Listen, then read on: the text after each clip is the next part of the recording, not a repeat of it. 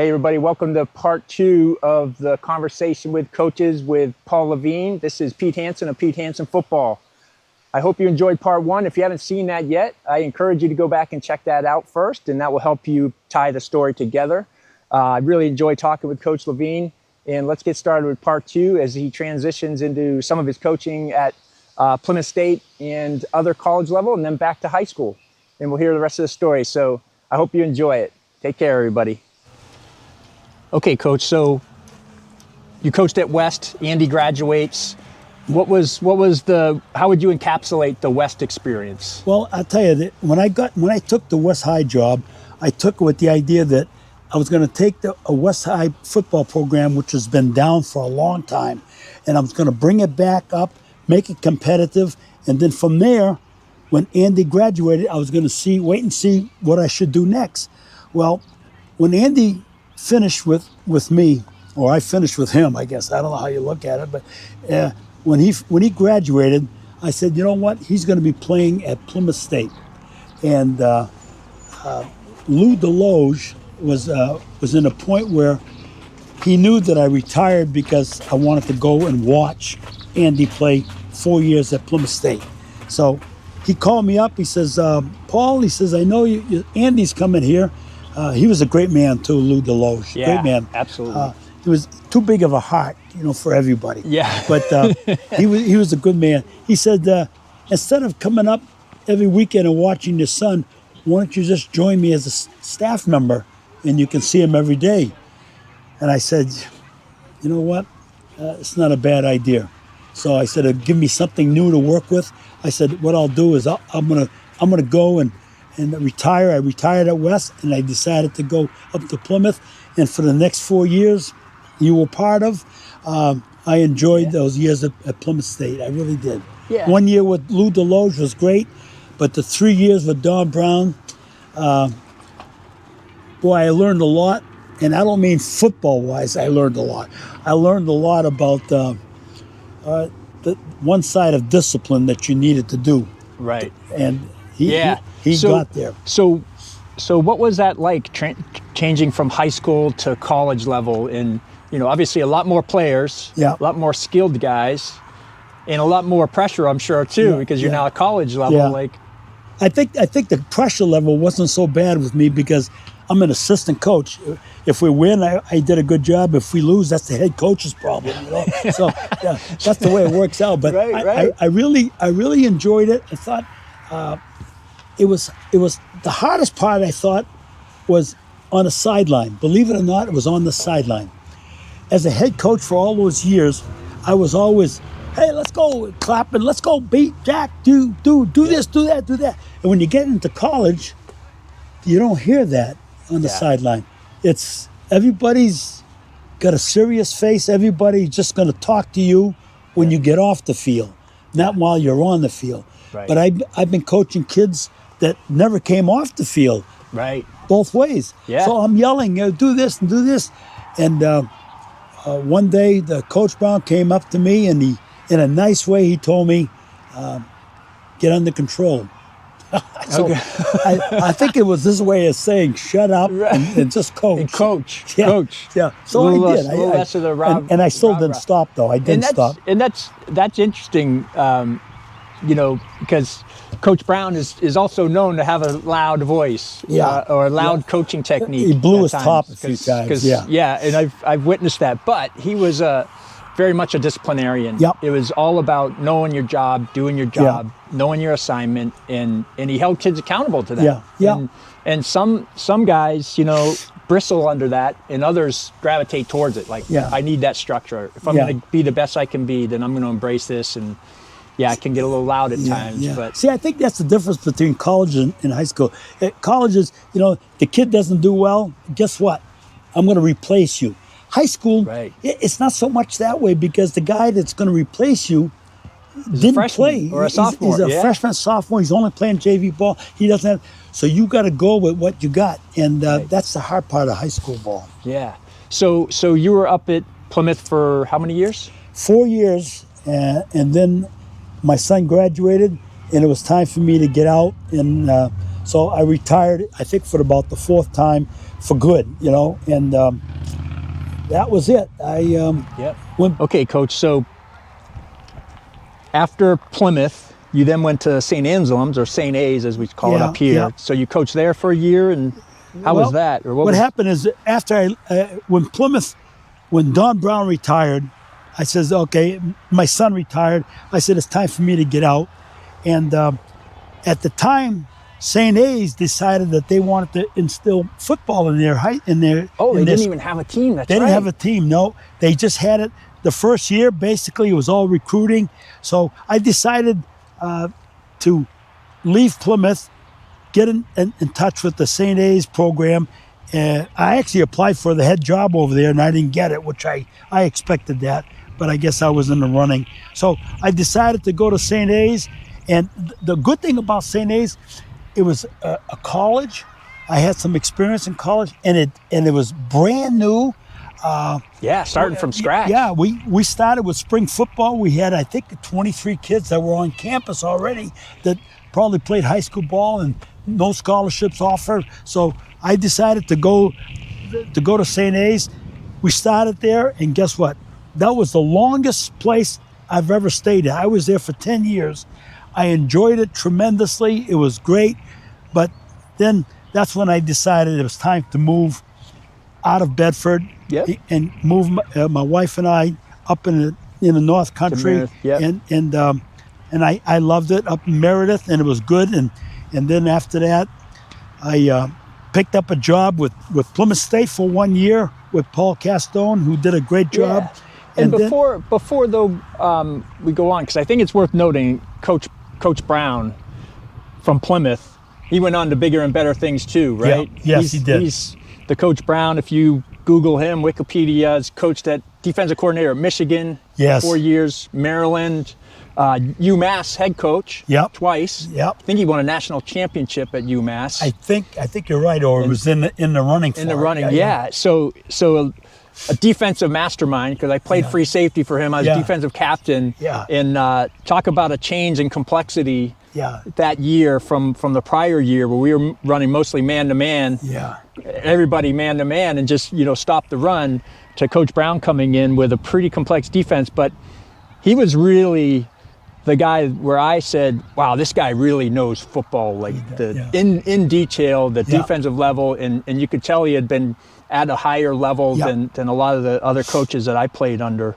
But great time up there. For Lou Deloge was awesome coach, heart of a lion there. He holds a soft spot in my heart, and they're doing, I'm in a golf tournament up there next couple weeks with a couple of the other players, because the Lou Deloge press box they're putting in there. Yeah, And their nice new field up there. Oh my God, I don't know if you've seen the facilities, but the weight room Coach has up there now is incredible. Did you see the weight room? Yes, it is unbelievable. I really so what a like change it. from the dungeon we had. Yeah. So you were there, and then you were at St. A's for almost 10 years. 10 years, yep. And then you moved up this way, connected with Coach at Plymouth State, Castone. Yep. And how long did you coach again with them? Just 1 year, and I would have been up there a couple more years. But what happened is after that 1 year of Plymouth State, Interlakes decided to pick up football, and they were looking for a coach. And I said to myself, okay, the first time going into a high school that never had football before, it was kind of like a challenge for me. Let's do it. So I talked to my wife, and she thought it was a great idea because it was only a mile away from my house. So I said, that's great. I don't have to travel anymore. So I got the job up there, and the first year. So back to the basics. Build the foundation. Back to the basics. I'm telling you. Keep it simple. When you say get in your stance, already you got to spend 20 minutes with that. Get in your stance. Yeah, right. But we had about 30 kids that came out for football that first year, considering Interlakes is a very small school. Yeah, and they don't have a big youth program. No, right? they don't. They didn't have one at all at the time. So we played, I think, 9 games, and guess what? I'll tell you, I thank the good Lord. We played in the state championship game my first year there, and we won. And that was fantastic. The now that everybody in the town of Meredith said, Yeah. "Oh, this guy's God," which I never heard before. So we ended up going up there. Well, there's a good point there, though, Coach, right? Because football brings communities together. It does. I've seen it. The whole town gets excited. Next Yep. thing you know, they're talking about it in the restaurant or at the barber shop. Well, it was so good that year that Moultonboro decided to, hey, can we co-op with you guys? Right. So they came in, and I lost some good kids that senior year. That first year, they were good seniors. But second year, we ended up with 49 kids with 2 schools, and we ended up 5-4. Now, that sounds like a disappointment to a lot of people, but guess what? 5-4 for a second year program is not bad. But the big kicker was the year after.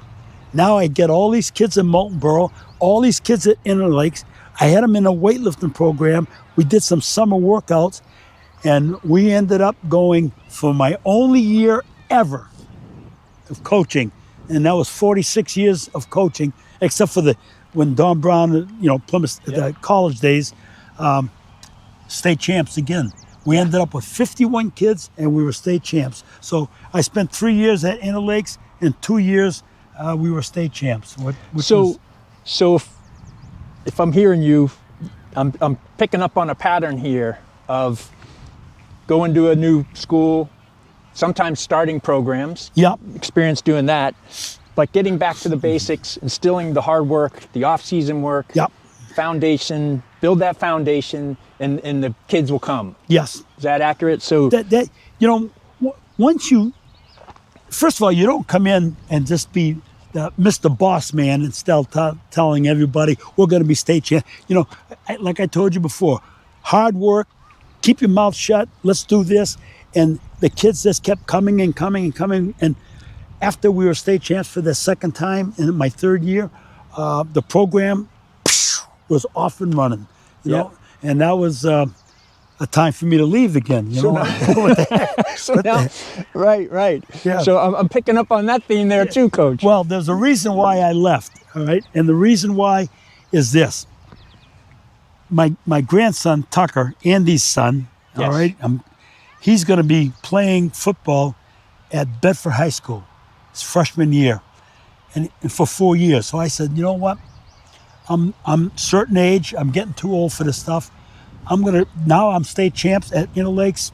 I'm going to leave that program, and I'm going to go watch my grandson because he's a good kid. He's a good athlete. I get to his first game ever, and he gets hurt. He's out for the year.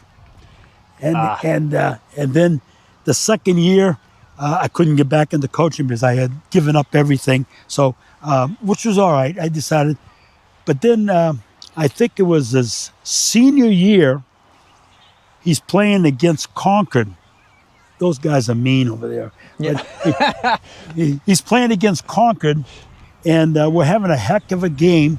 And I think it was about maybe the third or fourth game, and he broke his leg.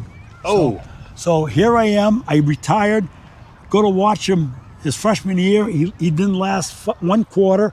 And then I go to his senior year, and he lasted about 4 games, and he broke his leg. So he was done. He was done. I felt bad for the kid, and I didn't feel bad for me, but I felt bad for the kid. And you were coaching at that point at all still? Or No, was Andy I wasn't. Coaching at that point? I retired just to watch him play, and then after, like I said, he got hurt his freshman year. There was nothing else opening up in the area, and that's all right. I spent time with my wife. We got to know each other a little bit more. After 40-something years too. Yeah. But that's worth noting, right? Because understanding what the coaches commit to being a head coach or an assistant coach, there is an impact on the family, good and bad. Good and bad, right? There's being around football all the time, being with kids, and that for little guys that can be guys and girls. Coach Gaddy, same thing, right? Yeah. I remember his kids at our football camp and stuff running around when they're like this tall, 3 years, 4 years old. But there is a trade-off because it's a lot of late nights. Yeah, there's a lot of film watching. I'll tell you, meetings. I give my wife Nancy tremendous credit for all these years of coaching, 46 years within 55 years of time. You know, we've been married 56 years or 57. Congratulations. Is that she has been so beautiful for me. She helps me out, and she leaves me alone. No, so one way She knows when you're in football. yes, Football, but she's very active in the community.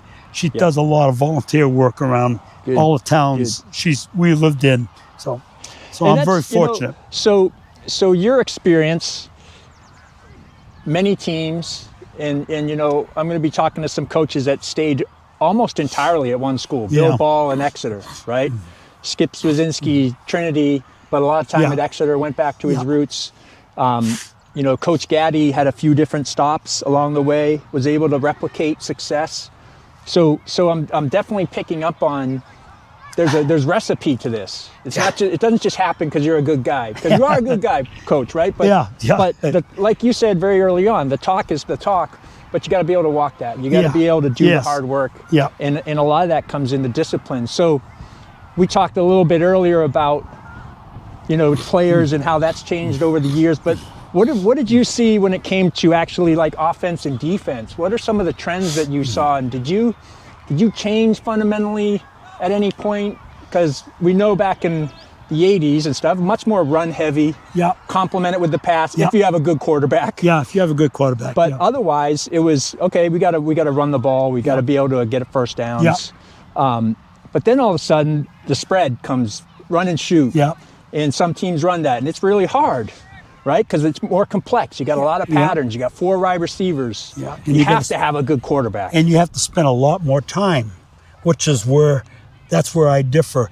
And that's why during this modern time of all these teams I've coached lately, is that I don't run the spread. I don't, maybe the spread might come out to, like, I got a special play out of the spread for this one team. But I'm still the basic fundamental, and that's what I think drives people crazy about me. I still run the I, I still run the power I still run this, I still run that. But that's what and then I spend most of my time on defense. That's what I like to do. So some of the basic rules then, you got to be able to run off tackle. Yep. If you can run inside, that's even better. Yep. Because you can complement, and then complement with the pass. Don't overcomplicate things for the players, because you're dealing with 16, 17, 18-year-olds. Yes. They got a lot on their minds. It's like herding cats at sometimes. Yeah. Okay, because that's a common theme that I'm seeing in the teams that can do the basics well, regardless of the types of athletes they have, tend to do better. I'm seeing that if you have a foundation of plays and you keep it simple enough, you can actually do pretty good with a crop of okay athletes. And every once in a while, you get blessed by having a core group of maybe 3 or 4 really stellar athletes, and then you can really see that. The other two things too that we talked about earlier is discipline with the kids. They got to know what Paul Lavigne wants. I'll spend maybe a half hour on the field on defensive days, telling them exactly what they got to do, and I'm not giving them the options. This is what you got to do. A. When they don't do this, this is you. B. That's it. Yep. I don't go bang, bang, bang, bang. I try to keep it very simple, right? And discipline. Well, we talk about that of at times limit the amount of if-then scenarios. Yes. If they do this, then you got to do this. If they do this, it's more of we have very basic. We simplify the defense. Exactly. The coverages are pretty simple. Some stunts, because you do want to throw some wrinkles in there for the offensive coordinator, so he has to adjust. Yeah. But I'm finding that, again, on defense, simplicity, being able to do things well, the players, so they can just react and not have to think. Because that's where things break down. Yeah, if players have to think too much. If you give the kids, this is the general thing what they like to do. And if you know defense, you're going to do this. If they do something else, adjust to it, but make sure you understand what they're trying to do. Yeah. That's all it is. What are they trying to do? Adjust to it, and you'll make the play. So did you incorporate a lot of film study? How big of a because some coaches are really hardcore on the film study, breaking it down, players watching it. Was that a supplement to your day-to-day practice, or was that like core to it? Like No, that was a big piece. I'll be honest with you. I watch a lot of film, and then when I come out on this field right here, I tell them what I saw, and I want them to react to what I saw so they can do the right thing. I don't like I'll show them some film. Sure. You know, maybe at the very beginning of the week or at the very end. But I'm not a film guy where I'm going to say, okay, we got an hour today, we're going to do film today, tomorrow we're going to do film. No, I think that you're going to lose kids when they're sitting down and you're showing them. They like it at first, but after about 10 minutes, guess what? The attention spans. Boom. Yeah. They're gone. And they're used to short clips, right? With social media. That's the key. And what I've seen at times is just they get focused more on the certain players instead of the play. Yeah. So we're trying to coach offensive line or defensive defensive backs. I'm hoping they're watching the defensive backs, right? But more often than not, they're like making comments like, "Hey, did you see that kid?" You know? Yeah. Or did you see me do that? Yeah. And That's the I'm whole like, thing. Okay, we've lost them then. Yeah, that's the whole thing. You can't give the kids way too much to think about. Yeah. You got to let them react. And Right. if they understand what we're trying to do defensively, you know, when you're an outside linebacker and you've got this formation, that whatever, you give them too much. Hey, when they do this, you're over here. Right. React to that. Yeah. And then leave it that way, Yeah. you know? And I find the kids to do better that way because now it's more practice time and less talk time, you know? So. And do you have certain sayings that you repeat frequently? Like we have a lot of the assignment, alignment, technique. Like those are the three things you need to know as a player lining up on defense. What's your assignment? What's my alignment? Yep. And then what's my technique I'm going to use? Yeah, those are, you try to teach that early in the year. The thing that you're going to hear me say the most on a sideline of a game is just 3 words. I think it's 3, I'm not sure. Watch your keys. Okay, Coach. So as we wrap up today, I want to ask you a few questions about, what would you want to impart into some of these younger guys coming up in the football ranks, whether they're a player, a young kid maybe getting into his freshman year in high school, and then a coach, but also a little bit about what do you hope your legacy to be? As you think about the 40 plus years you've coached football, high school football here in New Hampshire, at the college level as well, and that's a long time, 4+ decades, right? And I guess when I talk about legacy and think about it, I think of it from, hey, your name comes up down the road, maybe you're not even around anymore. What do you hope folks talk about when your name comes up? Yeah. All right. That's a hard thing to answer. The thing I like the most about my coaching career is that I'll get an email or a phone call or somebody stops by the game that played for me 22 years ago at a different school and say, Coach, remember me? And, Yeah. you got to kind of... I did that. You got to kind of lie a little bit. Because, you remembered me though, Coach. You didn't even have my number, number 8. So you kind of... They come up to you. You have to refresh your memory. Yeah, I had a kid who played for me in Claremont. Now that's back in the 70s. And he said, Coach, you taught me so much about life. I just want to thank you right now, completely. And when you hear that from kids, geez, they didn't talk about the scores or the record. He said, what you taught me about football, I really appreciate. Yeah. And the thing that's good about, if there's anything good about me, it's this. I might not remember the kid's name, but I'll say, okay, Freddie, you were 56, weren't you? And he said, yes. And I don't know what it is. I got this thing about numbers that I like, but Well, that's interesting because you literally have probably thousands of players, not just a couple hundred, like some coaches might have over a 5-year period. But I remember, when I was at Plymouth and you were coaching up there and you actually asked me out, I was my senior year, asked me to go out to lunch with you. And I hadn't had any coach ever do that. Oh, and it was just interesting to me. And I was like, yeah, sure, Coach. And, I don't remember exactly what we talked about, but I I remember you just being interested in who I was and how I was doing and what I was thinking. And that really meant a lot to me, because it was just this man who I saw as a coach, Yeah. but also is just like, hey, I'm interested. Yeah. I want to learn about you. And I think that's like what most coaches have, that whatever that is, Yeah. where it's like, it's not just your own kids, because you do that with your own kids, Yeah. but you've done it with hundreds, if not thousands of kids, which is one of the is biggest a legacy. Yeah, It's one of the something to be things proud of. that's hurt me a little bit, though, and you probably will understand this, I hope, is that if I was at a school for 20 years, okay, I had their son, and I had their other son, Right. generation. But I've been at I think 8 or 10 schools, and families like the Smiths. Okay, I didn't have them at that school. I didn't have them at that school, so it's kind of hard to remember names. That's why I think I'm pretty good with numbers. But With numbers, right? Yeah, Right. But as far as my legacy, I hope that the kids. Two things. I hope that the kids who had me learn more about life than winning and losing. I really think that that all the hard work that we did during the off season with those weights, and all the things they did because I punished them for doing this, they learned something from me, and I hope that they remember me for that. The other thing is,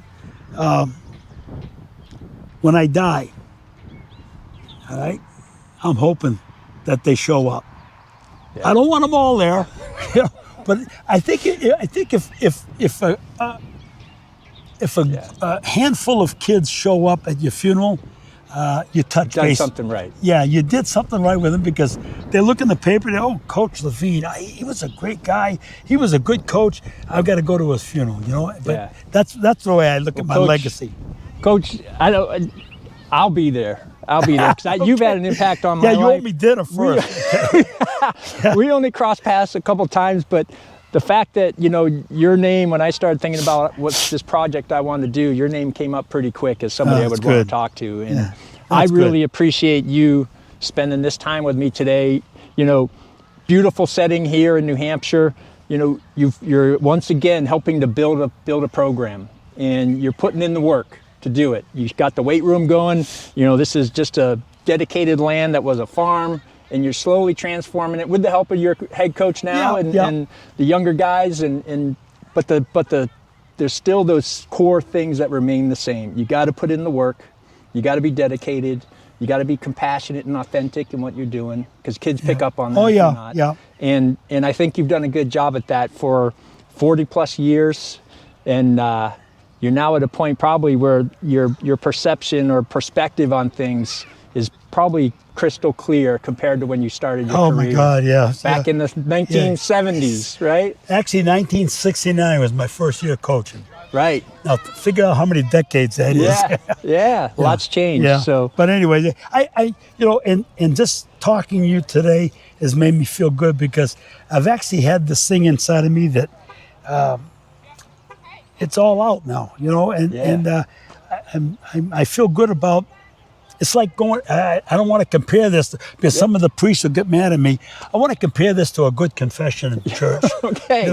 You got everything out of your system, and it feels good, and I'm looking forward to it. And like I said, the day that I die, if some ball players show up, I'll remember their number too. So that some ball players show up.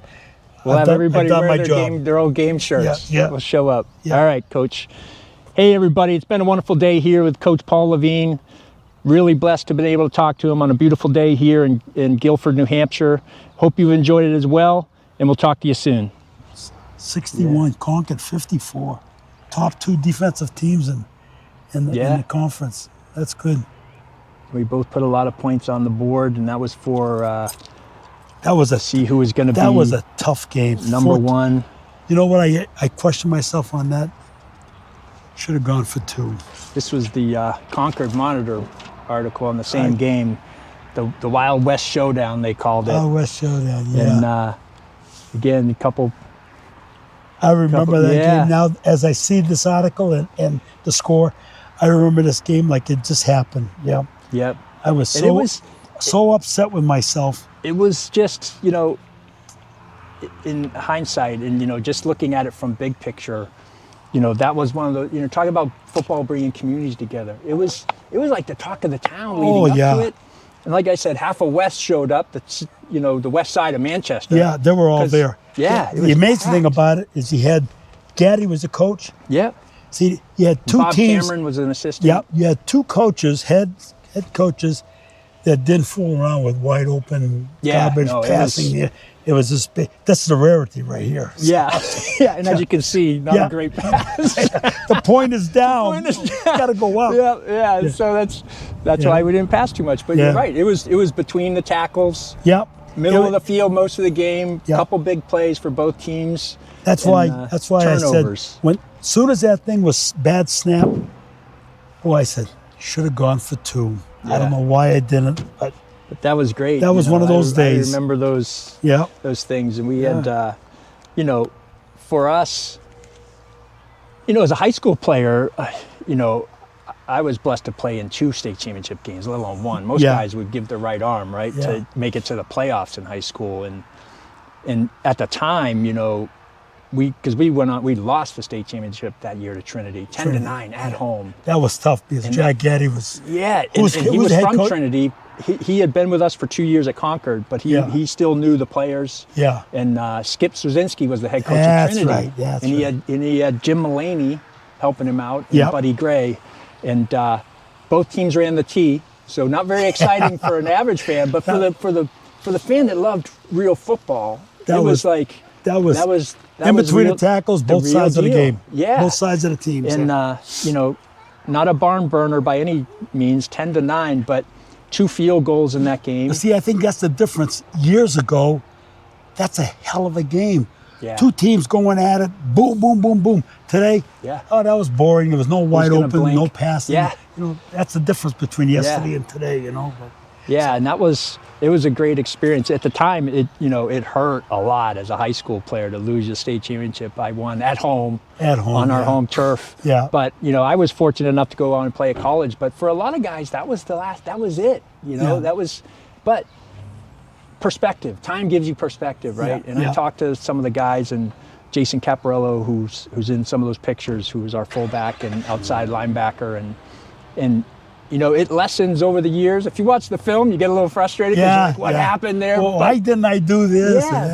But I think about the life skills we all learned, and that was like, hey, you got to learn how to take defeat, even when it hurts a lot. You can't just cash in your chips. You can't say, that's it. It's like, okay, I got to pick myself up and I got to move on. Yeah. Right? It's funny because one of the things that I don't like doing, and I haven't done it in years, wait till this guy's going. Things that I never like doing is, like, if I had a game film of that one, I won't watch it. Yeah. Win or lose, I don't like watching old film. Yeah. Everything, because I guess it's because I've been coaching so many years for 46 years in those 55-year period. I don't have time to go back and look at the history. If I was only at 2 schools in my whole career, okay, maybe I'll go back and watch it. Yeah. Well, that's interesting too, because when I talked to Coach Gaddy, his reflection on that game was, it was a hard-fought game. You guys played well. It was a good game, and you win some, you lose some. It usually comes down to a couple things, turnovers maybe, but it was more about, like, that happens. You can work as hard, and that's the beauty of football. Somebody wins at the end of the day. It may not even be the best team, but like you said earlier, if you play your heart out, if you've prepared, if you've paid the dues, then you can hold your head high. Walk off the field. If your head is up, you played hard. If your head is down and you're moping and crying, you didn't do your part to help out. You know, that's all the way. That's the way I look at it. But anyway, so that's good.